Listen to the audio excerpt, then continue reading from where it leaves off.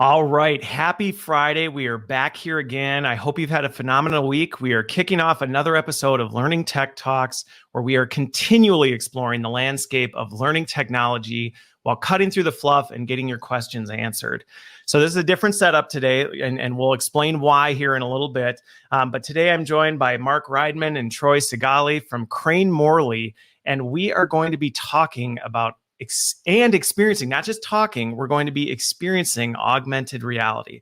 So while we're getting started, if you're joining us live, go ahead, give us a thumbs up, share the post, tag in somebody who might find this conversation industry interesting while we get started. And while you're at it, comment in and let us know where you're joining from. So to my guests, where are you in the world today? And I'll let you choose who wants to go first. Go ahead, Troy. Hey, I'm working from home from my garage in Los Angeles. Okay. All right. So you're in LA. In your garage. I figured it looks like a garage. Mark? I am in Dad's office in Long Beach, California. Okay. All right. So you're both in California. I am joining from my usual spot here in Waukesha, Wisconsin. And so it is a lovely day. I think our weather here is probably similar to yours, maybe a little warmer. But now, before we get started on this conversation, and then I'll explain why we're seeing teams in the stream, is if you could, right, here's your question. Hopefully you didn't forget what it was and you have your answer. But what is a piece of technology that you expected by now, 2020, would be mainstream, and you go, it's not, and I'm very surprised by that. So let's reverse the order. Mark, since you're on screen, let's start with you. Okay. I think because of all the science fiction movies out there, flying cars by 2020 would have been prevalent everywhere, flying around, right? But obviously we got a ways to go. Okay. So I got to ask though, when you say flying cars, are you talking like with propellers? Or are you talking legit Jetsons? Just yes. No idea, right? I think that's why we don't have them. Is what would be the force to keep something off the ground like that you wouldn't wake your neighbors up at 2 a.m. At 2 a.m. That's true, because there are a handful of the actual quadcopter type cars, but not mainstream. So technically, still not mainstream. How about you, Troy? Right. So I'm a gamer in VR. I'm shocked that we don't have. That's not just a mainstream thing, that people don't have VR systems in their homes. Like, it's just one-offs and there's no killer apps or games or anything yet. Like that, I'm shocked everyone's not walking around with headsets on yet. Okay. Literally walking around like all the time? Well, probably more like sitting in a room in the dark, but yeah.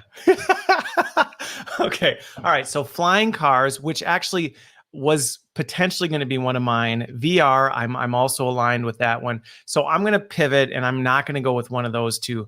The one that continues to kind of surprise me is how slow electric vehicles. Now, granted, it's accelerating, but I still think we're a ways from truly mainstream, pretty much everybody having that. And I get, right, the infrastructure behind electric charging stations, batteries had a ways to go, but I'm still surprised that with what they can do now, we aren't seeing more of them in 2020. Yeah. That's okay. All right. So let's get into this. Let's get into the conversation here, augmented reality. And I'm going to kick it off by saying, let's actually define this stuff, because there's a lot of realities and acronyms being thrown around. And we talked about this briefly, but let's actually dig into it. So we've got AR, VR, MR, XR, right? We've got the ballistics of them. So how would you define those four? So it's easier. Like, I want to kind of answer this the second time when I actually have it up on the screen. But okay. So we kind of look at it like a spectrum, which I think is a really easy way to understand it. So AR, and a leaf blower's approaching my house. Of course it is. Of course it is. Mark might have to pick up the change. AR, let's say, is on the far left, where, Google Glasses was an example where you're still seeing everything in your reality, but there's like some stuff layered on top, right? So you have some more data coming in, and then VR is the full other side of the spectrum, where you go in and you don't have any reality at all. You have a headset on, You can't hear the real world. You can't see the real world. You don't see your room anymore. You're gone, right? You're completely in Tron now. And you're in Tron. Okay, got it. You're in Tron. So to me, those are the two spectrums where if you can still see your reality, it's probably AR. And if you can't, it's probably VR. And then the newer term is MR, which is kind of trying to meet the two in the middle, where you're getting some of the high definition, like elaborate graphics from VR, and you're still getting kind of that level of immersion, but you're still able to see the real world, and that's why it's mixed. And I think it's also the spatial awareness part of that mixed reality too. Yeah, that's what I was going to say, right? When I see about exactly some of this mapping, it's more aware of the reality versus just throwing something, wherever it happens to be. Okay. Right. Yeah, that's a really good point. Yeah, because it's not just a sticker floating in my upper right; it's actually tied to an object in the room. Locked into this. Yeah. Yeah, and then XR is just a catch-all term. That's how we see it. So you would never create an XR solution. App. Yeah. Okay. You'd create a VR AR solution that is an XR solution, I guess. Okay. Yeah. Well, and I think, when we were talking about this before, the way we frame this up is a term that people probably could relate the XR to is, you'll see terms in business like CXO, right? Okay. Well, we're not necessarily naming a senior officer of an organization. We're just kind of categorizing, hey, this is some degree of a category. So that would be the XR. And the mixed reality one, I think, is an important differentiation because I've seen that evolve quite a bit over the years in terms of the awareness, even the dynamic lighting sometimes of some of this stuff, where depending on where you place an object, because of its awareness of what's going on, it actually is changing kind of what you're seeing. Yep. The lighting, the reflections, everything, the virtual model can pick up from the real world's atmosphere. It's amazing. Okay. So let's dive into some of this stuff a little bit because it's come a long ways. And there's the part we were talking about before is there's both a hardware and a software component of it. So let's start with maybe some of the use cases, starting out with one of the basics, right? We're talking about Microsoft's HoloLens and what that looks like. And I don't necessarily know that we have to jump into showing it, which actually I forgot to mention this. For those of you watching, you might be like, why on earth is he showing Microsoft Teams and over on the side? The reason that I'm doing that, just so that you have some awareness to this, is the plan is to actually show the Microsoft HoloLens and augmented reality in action so that instead of just hearing us talk about it, you'll get a chance to see it. But before we get into that, let's actually talk about kind of one of the fundamental use cases that you brought up, Troy, on this, which was remote assistance. And first of all, what is that? And then let's talk about why has that suddenly exploded in terms of importance? So at this point, I think it actually would make sense for me just to put it on and kick into gear already, just because that would make it easier to explain. Let's do it then. But before I do that, let me just show the headset. So while I'm still on webcam, because once I'm wearing it, you can't. You do look pretty awesome with it, though. By the way, now that's the HoloLens 2, though, right? Correct. Yeah. Clarifying. Yeah. The leap from the HoloLens 1 to the 2 is significant. I was going to say it doesn't even look at all like the HoloLens 1. Yeah. Yeah. Yes. And we started with it. We started back in 2016 with the HoloLens 1. And about a year later became a Microsoft partner with them. And so once the 2 came out, I think it was 2018 or so, it was just a game changer. I mean, the hand articulation, all the different things that you can do with this device is amazing. Okay. And we'll talk a little bit about that because one of the things we talked about was kind of the barriers that the hardware have created for this kind of stuff becoming mainstream. Yeah. So we'll dig into that, but let's get back to this, Troy, and let us see what you got there. Okay, so really quick, let me just put it on my head and I'll show you what it looks like. And then the reason we're on Teams again is so that I can tap in with this. So I'm going to show it to you and then I'll hang up from the call from my webcam and computer and then hop in from the HoloLens. Okay. But really quick, just basically, it goes on your head. I'm wearing on top of a headset, but it's not designed for that, really. There we go. So it's really lightweight. It weighs about 1 pound. It's not really interfering. And you could also do this, which is nice. So even though this, in my opinion, doesn't really interfere, if you could still kind of flip it up if you're trying to It's like a futuristic set of sunglasses right there.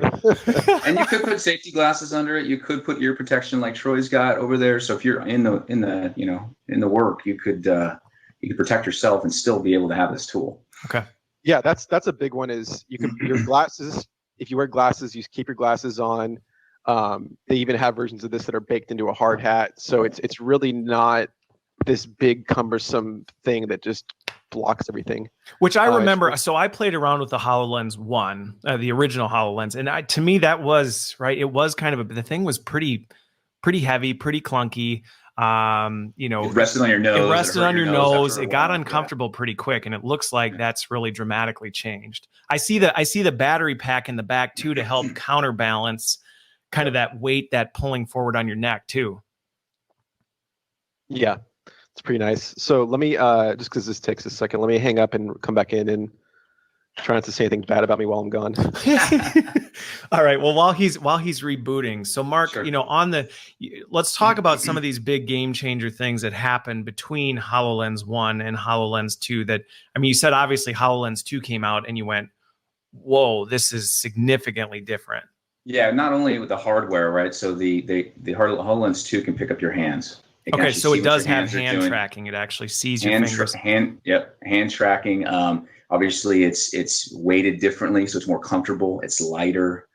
But the software side of things, I don't know if we want to go into that. But the software side of things that came about, the capabilities of that. So we actually teamed up with the Microsoft Dynamics 365 guides and remote assist teams early on. And we're able to adapt some of the software and play with it and get an idea of how they could be used, for learning solutions or a tool for delivering some kind of performance or learning product for our customers. So it was pretty neat.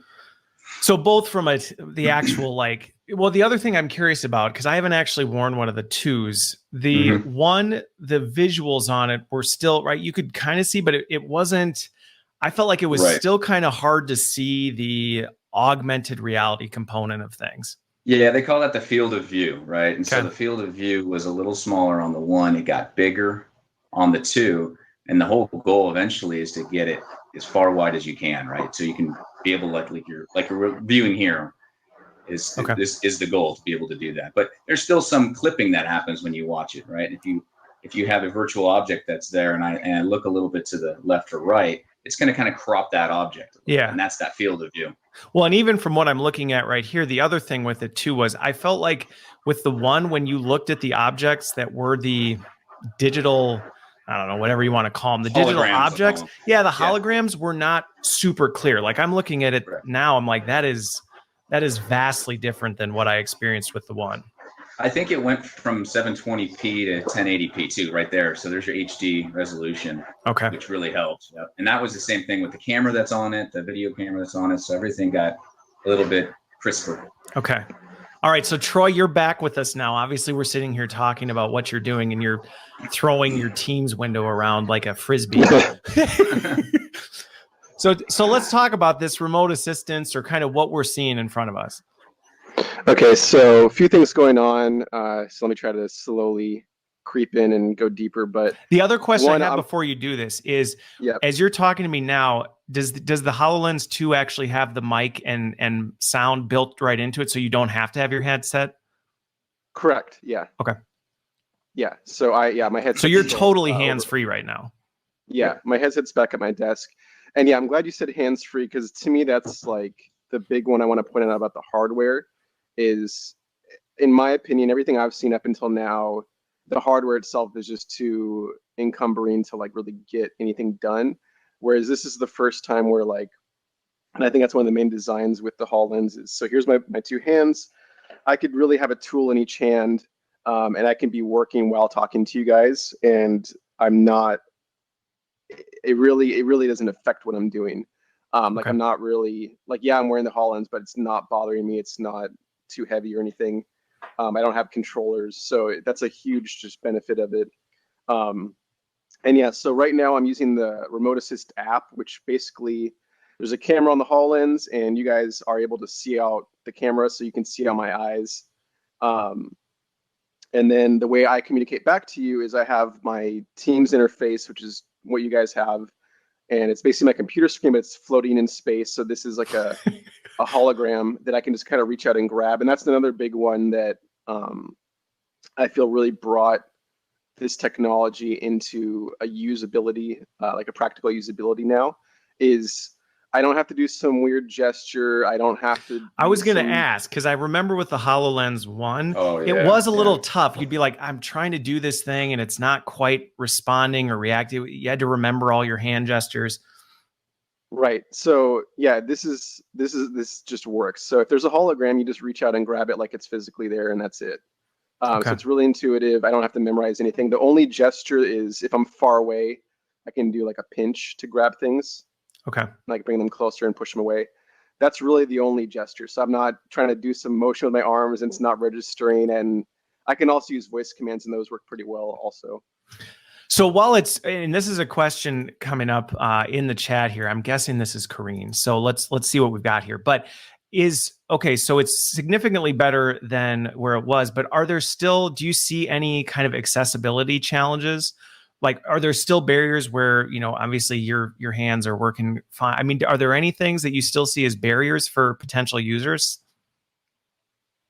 I mean, one thing is it does have voice command. Okay. So let's say you couldn't use the function of your hands or things like that. You still could do a lot of these applications with voice commands. So it recognizes that. Depends on the application, of course, but the hardware has the capability of doing that. Okay.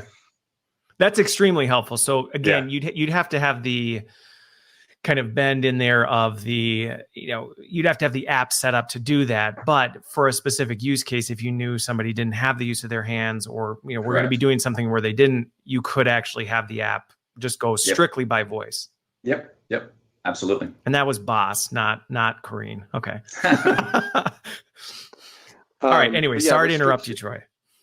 It's okay. Restrictions to me, the only one is internet, right? So that's a big one that we encounter but that obviously, like, how am I going to call you without, like, I have to call you somehow. So that's just something that we encounter a lot, is people want to take this into a confined space or a vault, and there's no signal. So how do you kind of overcome that? And practically, I don't really know what the magical solution would be besides a wire or a hotspot or something. That's really the only barrier I see at the moment. Like I said, the gestures work now, voice command works. It's not annoying to wear on my head. Battery life is there, so it really has all the basics kind of and working.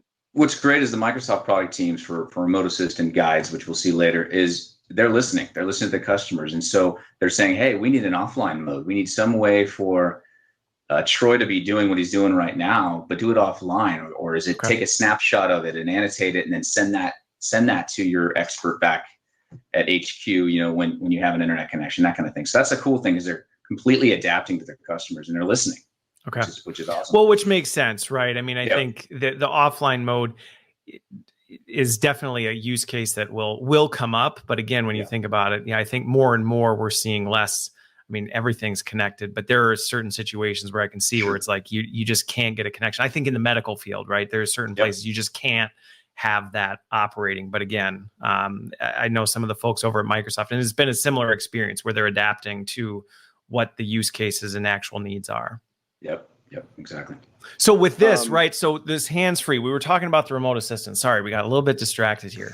But, right, so this is the basics of it. I think if I remember right, Troy, this isn't even, the highest level of what you can do. This is just fundamental stuff, correct? Yeah. Right now we're just kind of starting out. So the whole design here with this, and so this is one application for the HoloLens, but the HoloLens on its own can kind of do a lot. So I can take pictures, I can record a video, and again, voice commands can trigger that. So I could even just be working in the field with the HoloLens on, and I could be like, oh, this is interesting. I need to show this to my boss later, and just say, take a picture, and he'll just take a picture of whatever I'm looking at. Or I could just say, start recording, and I can walk around and start looking at stuff, and then they'll store that either to the cloud or to the HoloLens. So the HoloLens can just do that on its own. It's a decent sized computer on my head. But right now we're using the Remote Assist app, and the design here is I either am new and I don't know what I'm doing and I need some support, and so I call you guys to help me, or maybe I'm just encountered something that's rare, right? So it could be I'm even a veteran in the field, but hey, I'm getting this error. I've troubleshooted. I've kind of gone through all of my diagnostics and I can't figure it out. or hey, I've never seen one of these before. What's going on here? And then I can call an engineer, or I can call someone back at the base, and we can have a lot of people on this call, and then it still works. So we can have like 20 people. So you could actually bring a team of, let's say, experts in to say, Absolutely. hey, we've got Troy on site. We're running into this issue. We can't seem to figure it out. Let's beam in, Christopher to see if he can help. Yep. Exactly. So yeah, and again, that's the big thing of the hands-free, where it seems simple, but it's actually, that's really the game changer to me of what makes this practical and usable now, and not just some cool looking future technology. Is that, yeah, you could do this obviously with a phone, but the whole idea is I'm like upside down, I'm on my hands and knees working on some machine and equipment, and I can have a tool in each hand. You guys can be talking to me. I could ignore you and I could just keep working, and I can kind of get what I need to do. Whereas if this is an iPad or a phone, I need to hold it up, put it down, or have a second person with me. This is just, I've encountered an issue, grab the HoloLens, make a call, and then I keep working. But now I've got all this support here. And it's not just a video call either. I can also, we can pass files back and forth. So like, Mark, if you don't mind sending me a PDF just to show what that looks like. Yeah. So like, it could even just be that, like, I just need a diagram, or I need to see something. You can share your screen. You can send me a website link because I have internet access. Or you can pass me a file as he's about to show.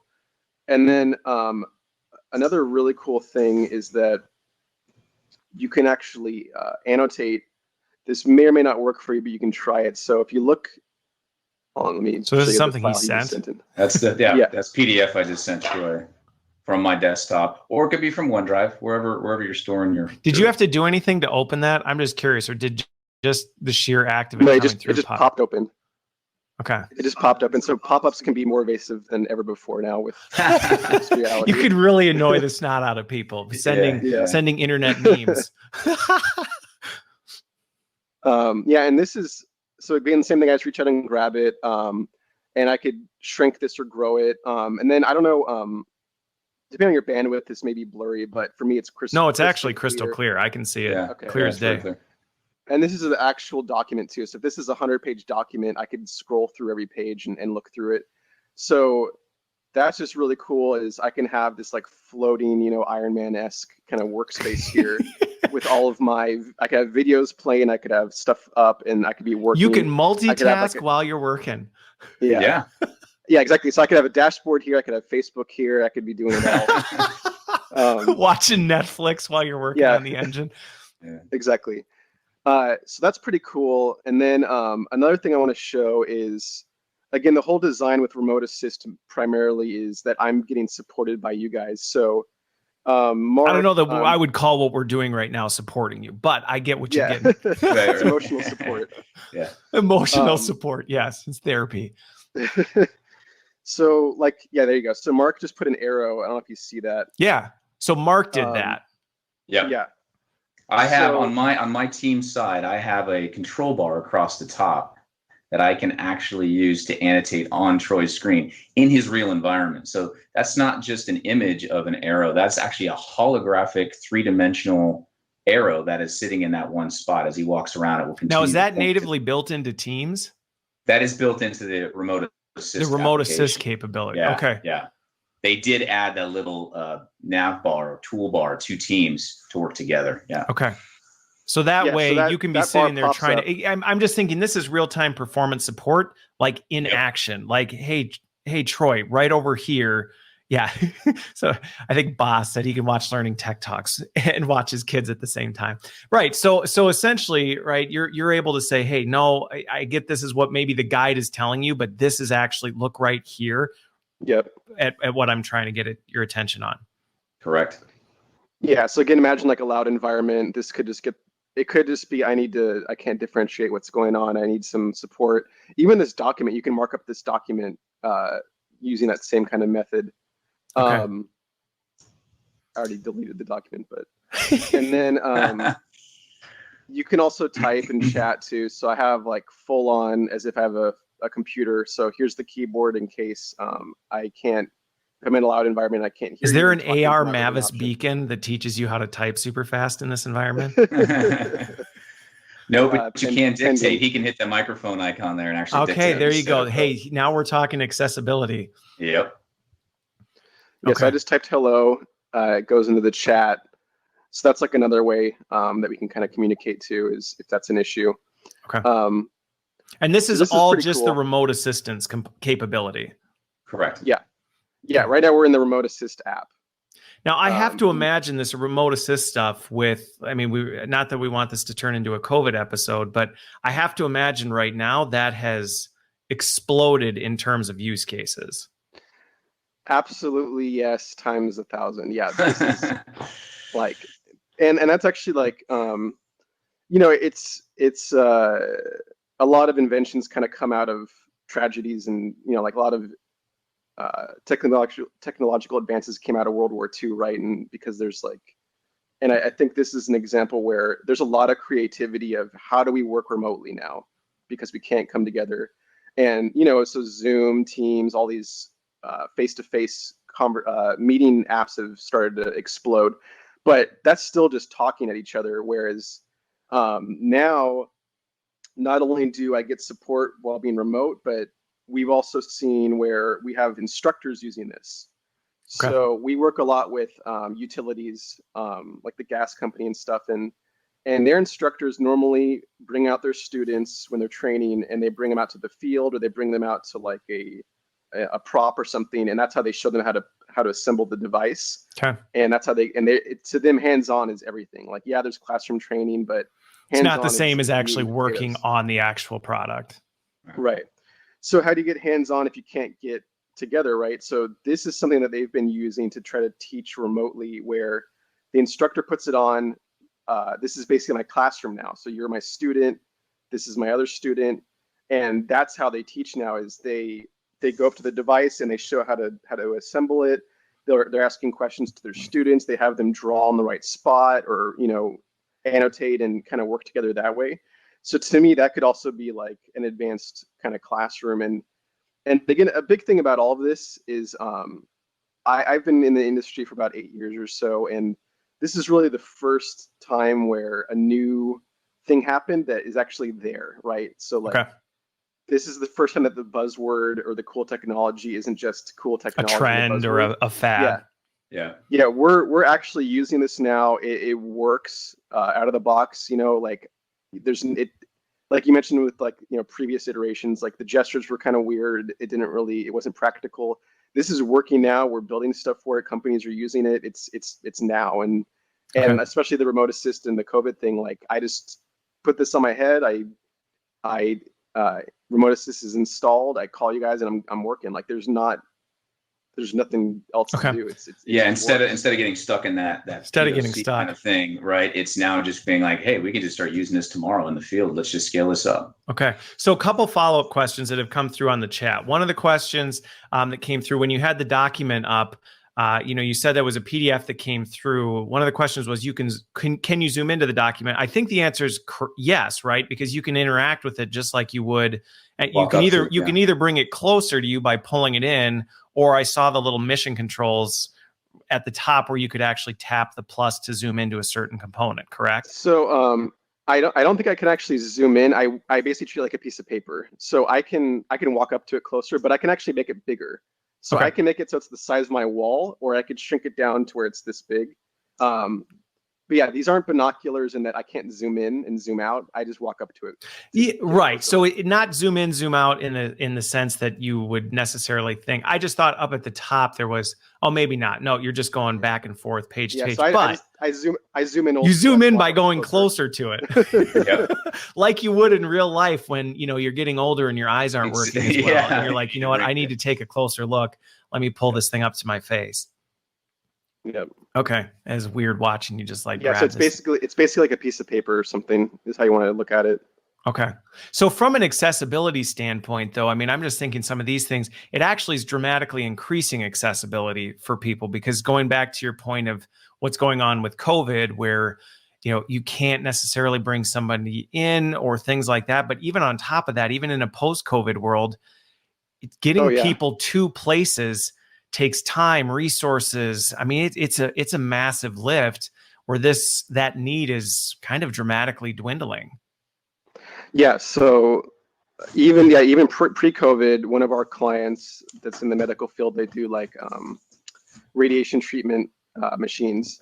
If a machine went down, they would literally just fly someone out from another country to that device, like an engineer, to go fix it. So yeah, they have to get on a plane, they have to fly out to that location. Like, who knows how long that takes, and the money for that. Plus, it takes a long time. So during that travel time, if the machine's down, that's money. And even just and even just convenience. We have a client that they're just happy that they're on call 24/7. They're happy that they don't have to get out of bed at 2 a.m. now and run down to the lab. They could just put the HoloLens on. Okay. Or actually, no, they just go to. They don't even have to put the HoloLens on. They just sit at their computer, look at Teams. Yeah. The person on the shop floor throws the HoloLens on. Yeah, exactly. And then just help. I mean, I used to have a Honda S2000, which is like a sports car. It was kind of rare. Yeah. And even when I went to a Honda dealership, the techs there had never seen one before. They don't know how to work on it. And I guess the protocol for how to fix it, if you don't know what to do, is to call a hotline. So they would literally just call a 1-800 number, and they're trying to walk them through it. But so I'm in my garage, which makes this a little convenient. I have my engine up here. So again, imagine if I'm a tech and I'm looking at an engine, I don't know what to do. I could literally just put the HoloLens on, call someone, and they're like, okay, see that over there, go start, pop that open. So it's just instantaneous. Yes, you look at that. So okay, it's just a really quick way to. You need to change your battery, Troy. I think that's the problem. Yeah. Well, but on this, I mean, one of the terms we said, we mentioned this before we went live, right? Everybody's talking about flow of work learning. And to me, this is flow of work learning 2.0, where it's just, this is work. I mean, it's not, you're just doing your job. You're actually working and just getting the support you need along the way.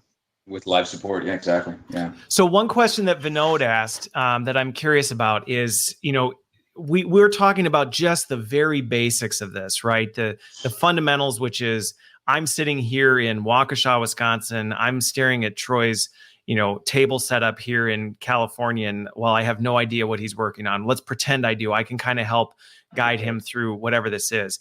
But that's just in many ways the beginning. So Vinod's question was, are you seeing use cases start to go where people are combining this technology with AI for the visual recognition? So instead of somebody even having to know what they're looking at, kind of it's automatically detecting like, hey, this is this, and this is what needs to happen. That's a really good question, and that actually could segue us into the next. I was going to say that's a perfect segue. I kind of suspected. So thank you, Vinod, and that way it brings us into that. Yep. Yeah. So before I leave, so right now, just to clarify again, there's the HoloLens, which is the headset. Yep, that's the hardware. That's the actual thing Yeah. that if those of you who are tuning in now didn't see, rewind when this is over. Pretty slick little bad pair of sunglasses. Good, like in a good way. Bad. Yeah. As in cool. That meaning Yeah. good. So there's the HoloLens 2, which is, like I said, it just works now. It's there. Like I mentioned, how I don't think VR doesn't seem to be there yet, where it's almost there. Like I feel like this product is there. Okay. And this is a app on it, which is Remote Assist, which just lets me call people. Yep. They see out my eyes, and we can conference. And we get a couple of use cases, but it's just so easy. Another use case is just I can walk around the site and look around and interact with people. And the other advantage I'm thinking with this is, Troy, right? The big problem everybody has in all these virtual meetings where they're so distracted watching what they're doing and their camera, they're not paying attention. Now you don't have that because all you're seeing is just what's in front of you. Yeah, that's correct. Okay. But yeah, so again, I really think this is the future, because old school is you bring 20 people on site, they all have to walk around, they're all wearing hard hats. This way, just one person can be that kind of avatar. From a safety standpoint, I think the safety implications are massive. Instead of exposing potentially multiple people, you can have one person kind of take the reins. Yeah. Okay, so 2.0 though now, because this is fundamentals of kind of this real-time support. So now I'm going to open the second application, which is called Guides. Okay.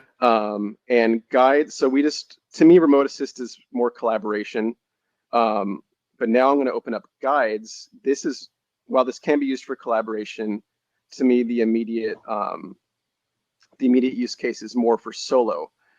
Okay. So let me give this just a second to pop it open. And keep in mind, we're still on that remote assist call, right? We lost the interface. That's okay. But we still now are in a completely different app on the HoloLens, and we're able to still see what he's seeing. Okay. So this is huge. So even though the interface is gone, we're still, I mean, well, obviously we're sitting here talking to Troy. He's hearing us. We're interacting with each other. Exactly. And this is why this is huge, because using the apps together is a whole nother dynamic. Okay. Yeah. So that's another thing too, is I could be working on something else and you could just kind of peer in and see what I'm doing.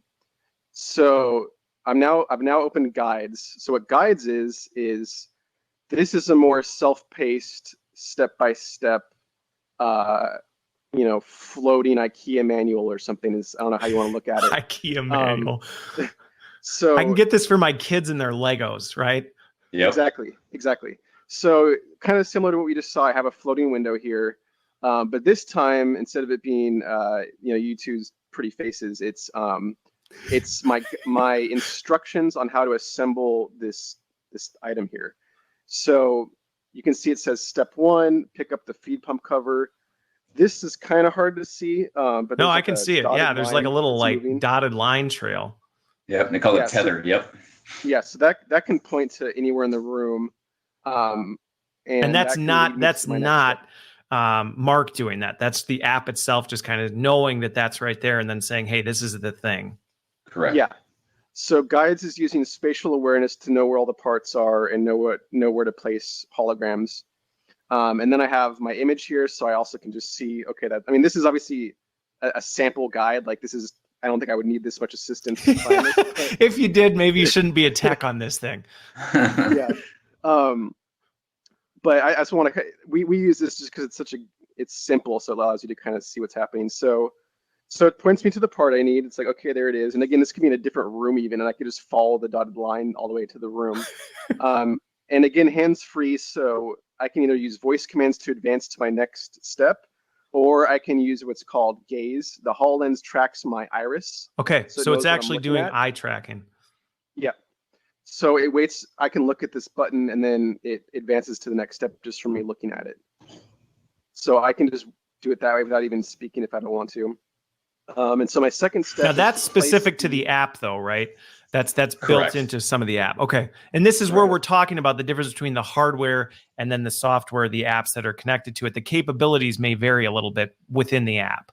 Correct. Right. The hardware has got the capability of doing it. Now it's up to the app developer to use that capability into their app. Okay.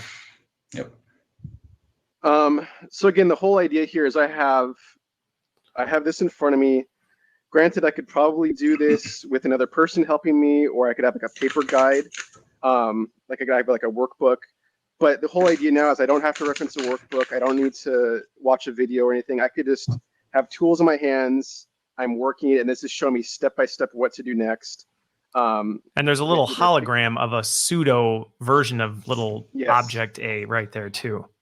Yeah. So my next step right now is, and I just need to put this here. It's really obvious, right? So this is what I mean by IKEA, where we could not even use language and not even have text there. We could just have an image, and we can have a hologram of what the next component is. Okay. Right. And I could just follow the holograms until this is completed. And keep in mind, it's locked in real space there, right? So as he walks around that hologram, it's not going to move. It knows exactly where it should be, where it should stay. Okay.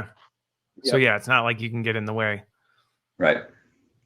And I'm seeing the arrow there too. So not only is it showing you like, hey, part goes in this general area, but also then you lower it down onto the device. And there's an animation. An animation. Yeah. So it's like this is a job aid on lots of steroids. Oh yeah. Yeah. Oh yeah. Yeah. So the idea here, and again, there's lots of different use cases, but the intention here is that we make this so straightforward and simple that somebody without any prior experience or knowledge can just kind of literally come off the streets, put the HoloLens on, and just complete this entire task. And we've tested that. So we have people in the office, like this is a simpler piece of equipment, but we have a really elaborate one back at the office, and we have people come in that don't know the equipment, don't know the tools. have no knowledge of the industry, and they could build the whole thing from A to B perfectly without error in like 40 minutes. And that actually supposedly beats whatever their current training is doing it the old school way. And it's done exactly the same way every time, and it's error free. It's consistent. Well, the other thing too, Vinod brought this up, and I think this is a potentially even consumer grade as this hardware becomes more available to the consumer spaces, right? I mean, I'm even thinking to your IKEA example. You buy an IKEA dresser. We've all struggled through trying to assemble one of those things. If you have one of these, and IKEA has an app for how to put together their thing, rather than trying to stumble through their instructions, you'd be able to just pull up the piece of furniture you bought and actually just be walked right through. Hey, here's what you do. Here's the exact steps. Yep. Yeah. And from a liability standpoint, you're preventing any issue with something happens. How do we know whether it was user error or things like that?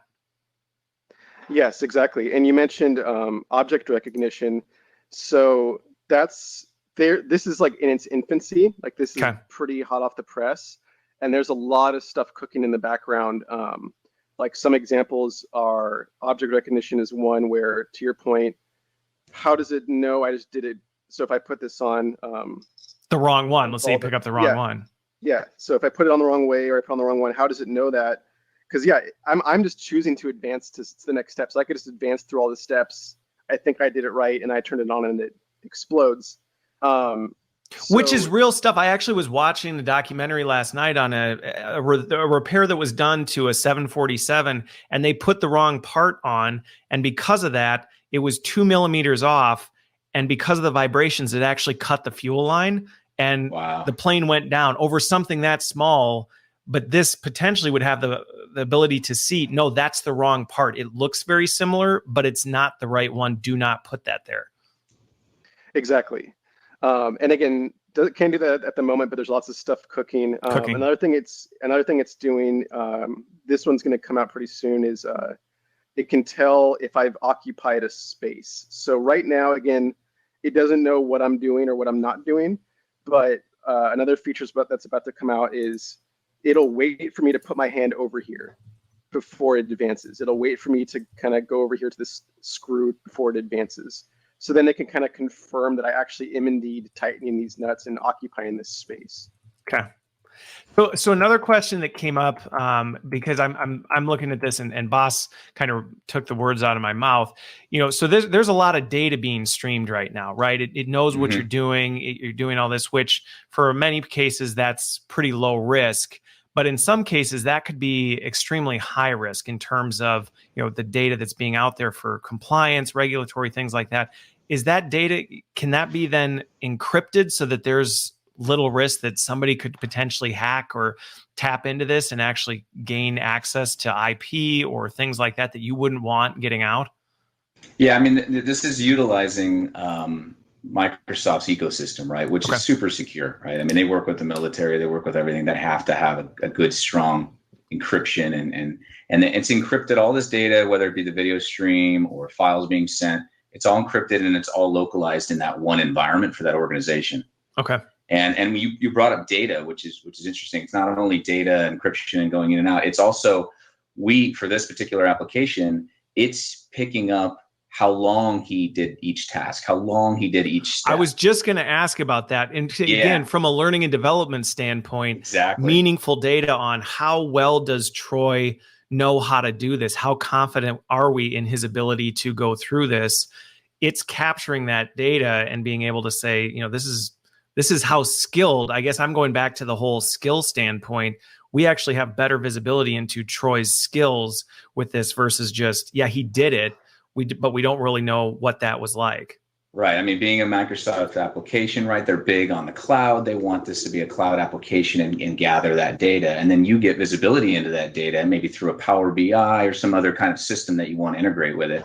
And you pull that down and you can determine, hey, maybe our onboarding new employee is getting stuck on this particular step. Maybe we need to investigate our process a little bit. Maybe we need to tweak that step and make it a little easier or harder, whatever you might want to do. So having that data is huge. Okay. The other thing I was going to ask, because this is one of the things that comes up, I think, a lot with these new immersive techs, is it can feel a little bit like if you're in the L&D space, right? Oh no, like what's my role? But to me, I'm looking at this and I think it's not so much eliminating the need for what we do in terms of, hey, we need to break this process down. We need to understand what are the steps. We need to understand how do we best articulate those steps to an end user. Now, granted, building something like this versus a traditional job aid, the way you would develop that support is significantly different, but your role is still just as critical. Is that a fair assessment? Absolutely. Oh, yeah. I mean, what we're looking at right now is what they call the operator mode. So he's the operator. He's going through the steps that have already been authored. But the other side of this is the authoring mode. That's where it's basically as easy as putting a PowerPoint together. Okay. You just drag and drop. And that's what I was going to ask. So in terms of how you assemble this, do you have to be some expert in, Python to know how to put together some remote assistance guide? Nope. There's actually an application on the PC, Windows 10 PC. You download that and you add a task, you add a step, you put your step text in, you drag and drop your elements in there. The only area where it can get a little complicated is if you don't have access to maybe a 3D model. Okay. Right, or access to a CAD drawing of that particular equipment, then you might need to have maybe a developer help you, 3D developer, build that model and then be able to bring it in.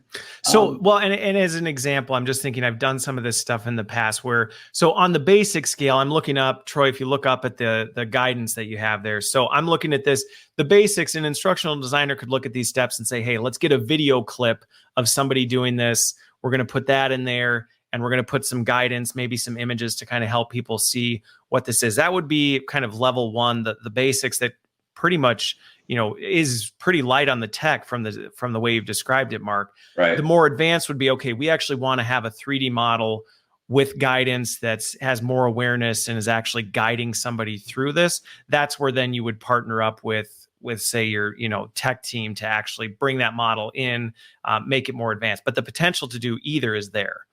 Correct. Yep, you nailed it. Okay, got it. Yeah, and that is a big one. Is another thing that kind of puts this in the now, and it's usable and it's practical versus, oh, that's cool. Right. Yeah, that's really neat. But yeah, because I can hand this to you, and you can do this yourself. If you can make a PowerPoint, you just pop it open, you type it in, drag and drop your images in, send it over, and I'm done. I mean, we have it. Again, the only thing that gets complicated is the holograms. And even those, if you're working with the supplier or the manufacturer, and they can give you the CAD drawings, and then guides also actually comes with some default holograms, like these little arrows, this wrench. Okay, so some of that's built into the app natively. Yeah. So you get some basic ones to play with, so you can put numbers and arrows and hands and stuff like that. And then if you get the CAD drawing, or if you can get some simple models online, I mean, you can even kind of just do it on your own. But yeah, to Mark's point, this is where it gets a little complicated, because ideally you're showing the models and how they intersect, and you have holograms on each step, and that's where you need to kind of work with the modeler. But even still, I just put the Hololens on, I reach out and grab the hologram. I'm like, okay, that should go here, that should go here. And it's as simple as that. It's pretty easy to put together. So but there is a whole new layer of instructional design behind it too now, though, because this is like a new. It's a new way of how do I build a good guide, right? How do I build a great guide? Not just take that existing process document and then shove it into here and make it work. No, this is a whole nother visual extreme that you might want to look into. And I think you also have to consider the fact, I think this drives us to have to be closer to the work. I mean, this is a conversation I have pretty regularly. Absolutely. Because this is not something, again, the inherent risk that you open up to this is you build one of these guides wrong, you're potentially guiding somebody to do something wrong. And now that risk is now falling back to, hey, your guide actually is inaccurate. So the importance of making sure you're getting it right and that what you're doing is tied to the actual work is critical. Yep. Yeah. So yeah, exactly. So it's easy to build, but to Mark's point, potentially trickier to build well. And to Christopher's point, I need to really get my hands on the equipment. So this is our favorite type of training because it's hands-on. I'm using the actual tools and equipment. I'm not just watching a video of someone else do it. So I don't need to this lets me skip a lot of steps, right? In that I don't have to sit in training for a week. I don't have to watch a bunch of videos first. I can just go out and start doing it. Maybe I can't go out and do it the next day in the field blind, but I've got the muscle memory. I'm comfortable with the tools. I'm getting hands-on just so much quicker. But to your point, if I'm the one designing this, I also need to get the actual equipment, right? I can't do this. You can't just guess from the Crystal Palace and be like, I think this is how subject matter expert. Yeah. Right. Absolutely. Yeah, well, and I think that's right. That's inherently a risk we see as a lot of these tools for, stuff get easier and easier. Is it's easy to just kind of oversimplify it and say, great, now anybody can create this stuff. Yes. And we still need to have kind of the careful attention to that can also open yourself up to some danger if you're not careful with it. One other question Boss asked, and I think I can answer this and you can add some additional clarity, right? Is this more performance support or learning and development? My personal take is this would be a combination of both. You can really do both. You could truly support somebody while they're doing the work. And if you're trying to help create the right muscle memory, you're trying to do this, you could walk somebody through, and help them develop that in a way, that they couldn't do without kind of traditional means. I agree. I think it could be in a training center. It could also be on the job, right? It's as simple as that. Yep. Okay. No, yeah. So we've built ours usually for new people, and again with the idea that they could bring in someone that's out of Pizza Hut or Best Buy, and they could just put the HoloLens on and they could put it together. And we've successfully done that. Okay.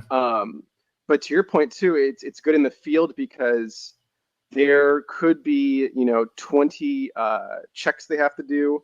It's easy to skip. You mentioned like someone putting the plane together and they're off by 2 millimeters. You could put like in the field, they need to know a torque sequence sometimes where they need to torque these in the right order to the right tightness. Yeah. They need to have diagrams up. So it could even just be that it helps me kind of reduce error in the manufacturing world. It gives me the access to the data. So, how do this equation again, or what's the order, the sequence again? I have it right in front of me if I need it. So it could even just be that. Yeah. So because I knew we should have done like a 3-hour series on this one, but it's fine. It's fine. 2 questions I want to get to make sure I touch on this.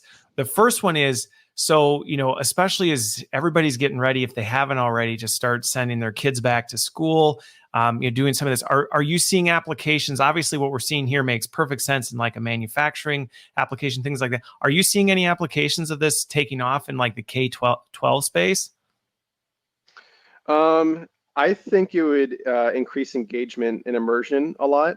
Okay. Probably depends on what they're trying to learn. Obviously. Yeah, maybe like in a science class or something there. Yeah. Again, I think some of the barriers are not every parent has right. HoloLens 2 sitting at home being like, all right, Johnny, go throw your HoloLens on for school. But again, I think we'll get there. Yeah, I think it's more on the instructor, like Troy's original point with the instructor having the HoloLens on. The teacher would wear. You're right. I guess I can see that where, again, if your teachers are doing that, they could actually walk through a science experiment or take kids, through something in a more experiential way without having to have them all with.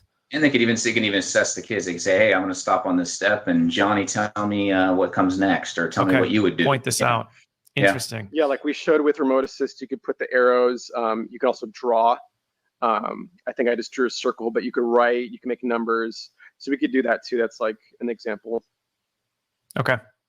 So again, we're still, in some regards. This actually gets to my next question, because I'm looking at this and have been watching this space for a while. To me, I'm like, this should just be table stakes in many regards. As you're working in this space and working with people on this, what are some of the inhibitors, or what are some of the barriers? Is it awareness? Is it, hard? Like, what are some of the things that prevent everybody from just saying, we're in, like, we're going all in on this? One thing that's really interesting to me, and I think this is something that's going to go away with time, people are really hesitant to just put it on their head. Really? I don't know why, but once they put it on their head, it connects. Like whenever someone's in a room and we're explaining to them and showing it to them, they're like, okay, I get it. And like some people can see, they're pretty good about being like, oh, this is legit, this is cool. But a lot of people, they'll be standoffish, and then as soon as they put it on their head and they start doing it like, oh my gosh, I just put it together, like this works. Like that's when it really, so almost having to experience it, there's like this almost barrier to like, I can't quite fathom in my head, or it feels a little too weird. And then once they do it, it's like light bulb goes off. Yeah, and that also comes back to where the not understanding the technology between, let's say, a VR and this type of mixed reality, right? So they fear, oh, I can't put that on my head. I got motion sickness. I'm going to get ill if I put this on. But no, give it a shot. You're actually just seeing the real world. We're just augmenting that real world with these holograms. So give it a shot. Once they put it on, oh, I get it. Okay. I see the light now. So well, and what's interesting, that topic actually came up. I don't remember. It was quite a few episodes. Mike Pino and I were talking about this. Was the fact that he had done an experiment with some VR stuff, and he found a similar thing with VR where people were hesitant because it was like, I'm a little creeped out. I'm a little uncomfortable not being able to see what's around me. You know, people looking at me. I don't really know what they're doing. But augmented reality is not that, because as we're seeing right here, you still see your whole world. You're not going into this weird immersive space. It's just layering on top of it. Correct. Yeah. And that's why there's no motion sickness. Yeah. Right. I'm not getting spun around in a fake world and my body's trying to figure out what's happening. The only motion sickness is for the people watching as your head bobs around. Yeah. Slow down, Troy. Sorry. But I mean, we've been doing it for an hour, and I'm fine. So, okay. Yeah. Any other ones? I mean, is it cost wise, like, let's just, is that sometimes a barrier that people don't have the hardware? I mean, are there any other barriers other than, okay, it's kind of weird putting something on my head? I mean, cost wise, go ahead, Troy. I was gonna say money is always a barrier, no matter what the cost. No is. matter what, I guess. But the cost isn't too bad. The cost is pretty good, in my opinion. You can explain that, Mark. Yeah, no, I was just gonna say, I think if they treat the cost as more of like, this is a special service tool for on the job, right? It'd be pennies then. It's just part of doing business. But you know, Microsoft is all about subscriptions and things like that. So there's a cost there to keep things live. That's because you're working on a cloud application. Yeah. And things. So there's a little bit of that, but I don't see that being. I think it's doesn't awareness. Tend to be the big barrier. Yeah, I think awareness is big. I think a lot of times when we get a lead from Microsoft, it's hey, we want to see what this does, because we've looked at the website, we're engaged, we've seen your videos. Now actually show us what we're seeing right now. And then a lot of people just go, that's cool, and they get it, and that's when they just go off and show the other departments, right? Well, and I think that's why we originally talked about this, was the fact that, you know, people have heard this stuff. Not everybody's seen or experienced it. And I do think for some of these big immersive techs, you have to see it and experience it to really understand it. Yep. And you know, instead of just walking over and putting the HoloLens on at your house right now, which we can't do, this is the next best thing, is be able to do it through here. Experience it. Yeah. Well, the other thing, going back to the cost point, I was talking with someone the other day about this with coaching, right? And in this different topic, but it's easy to just look at the cost if you're not accounting for, you know, Garth brought this up, right? You look at field service. If you compare how much are you spending on travel costs for sending people, how much are you spending on errors, safety issues, things like that, because of mistakes that are happening, you start totaling those things up. I have to imagine the scales very quickly tip towards, yeah, we're spending some money on this, but look at all the money we're not spending over here and all the risk we've taken out of the equation. Exactly. Yep. Very cool. Any other, so, and this is something that you are working with organizations to help build? Are you helping build some of these apps, or what is the role you play in this?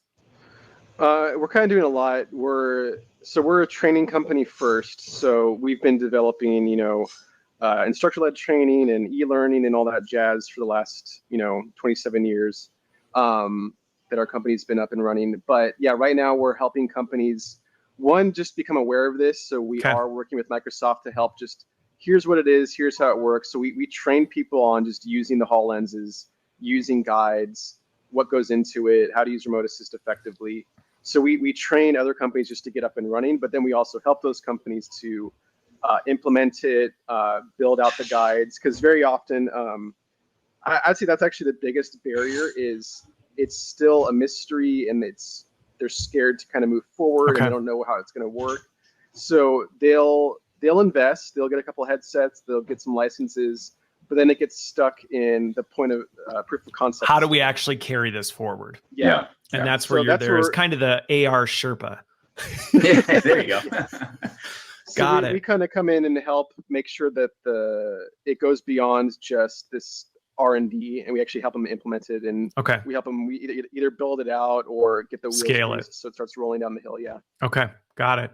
Well, I have to say this was fantastic. I mean, it was amazing to actually be able to stream and see all this in real time and continue to have the conversation. I think that even just further speaks to how non-invasive this type of stuff is for being able to do these different things. So, Mark and Troy, that is so trippy.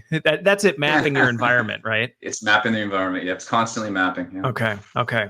Well, I appreciate the time. I appreciate you coming and showcasing what this is. Hopefully for everybody watching, you now have a much better idea and feel for when we say augmented reality and what the possibilities of this are. You have a much better sense of what this looks like and how powerful it can be for not only learning and development, but just transforming workplace performance. So thanks for being here, guys. Thanks everybody for tuning in. Have a phenomenal rest of your Friday and a fantastic weekend.